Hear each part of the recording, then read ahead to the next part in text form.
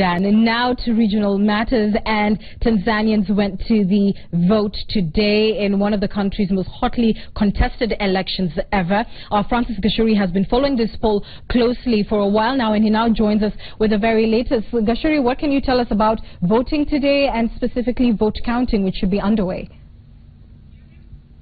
Good evening to you, Anne Kiguta Nduta herself. And the voting has ended at 4 p.m. and currently votes are being counted in all the 64,000 polling stations across Tanzania, and results are being released at the polling stations level. But those results will not be known until tomorrow 9 a.m.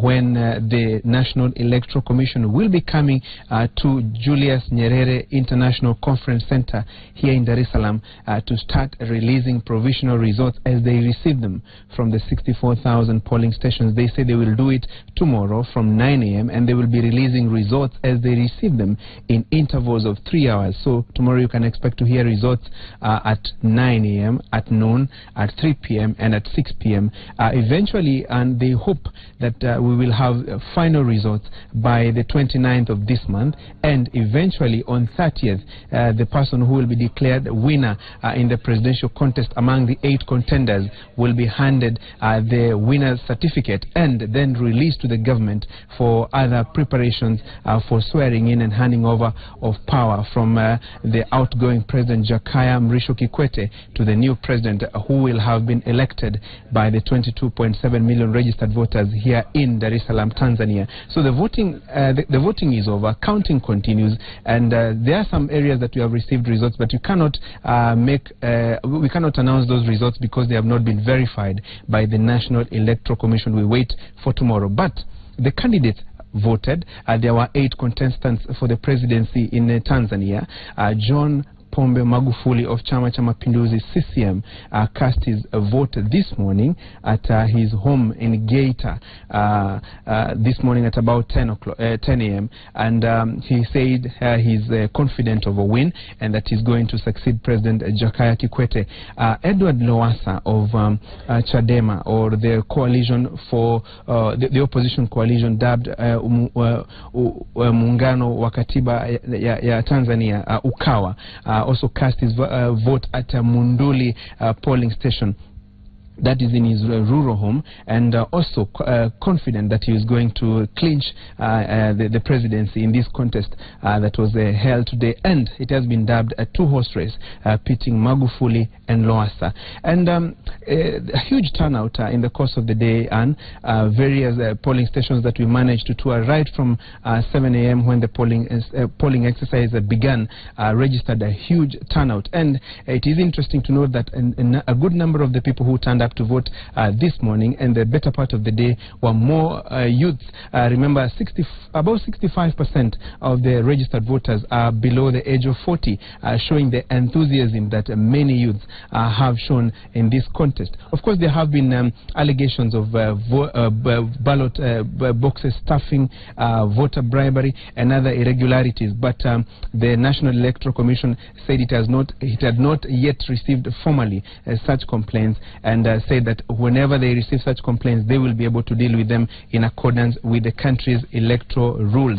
And there is a repeat poll that will be conducted tomorrow in 14 polling stations because the persons who had been appointed to help conduct this exercise, that is the polling clerks and the polling clerks and other officers of the National Electoral Commission, went on strike. They smashed the ballot boxes and tore the ballot papers, and so the National Electoral Commission has declared that 14 polling stations will have a repeat poll tomorrow.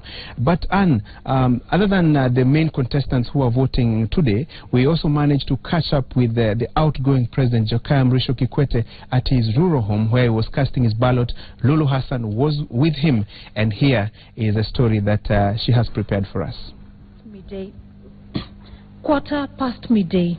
The convoy of outgoing President of the United Republic of Tanzania, Kikwete, makes its way to the Msoga Hospital polling station. The moment was memorable for the man who retires after serving the maximum 2 5-year terms at the helm of the country.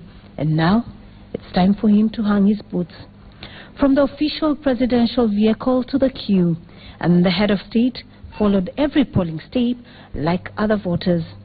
His documents were verified by the polling clerks before the president went ahead to exercise his democratic right by voting for a candidate of his choice. And what will the president do upon retirement? Tarudi kijijini kwangu hapa. Na ng'ombe, na shamba langu la ng'ombe kule, na mifugo,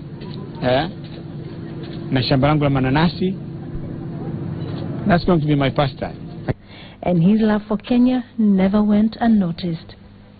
After I leave office, I want to spend 3 months to complete rest. So I may come to Naivasha.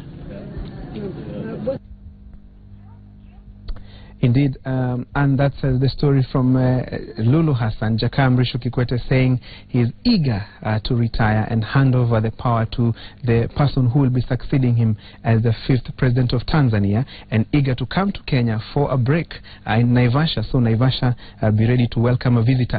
There has been a team of observers and monitors from the Commonwealth led by former president of Nigeria, Goodluck Jonathan, and also from the East African region led by Kenya's former Vice President Mudi Awori, and they have been going through various polling stations, looking at how the exercise has been conducted, and it is expected that this contest will be fiercely contested.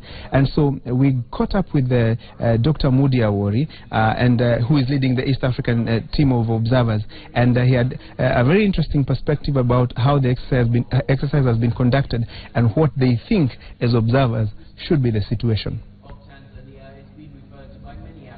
There has been an unfortunate culture, not just here in East Africa, but in Africa, where the losers always refuse to accept the results. My advice is very simple, that in a competition, there can only be one winner, and the other must be a loser, and that we must now grow to accept the results. There is always, of course, recourse. In this country, the presidency, you cannot appeal. But from the parliamentarian to the councillor, if you are dissatisfied, there is a recourse. There is no reason why one should say no. And I do believe that even at the presidential, a person should accept the results. So, very well, and so who will it be? Will it be John Pombe Magufuli of Chama cha Mapinduzi or Edward Lowassa of Chadema?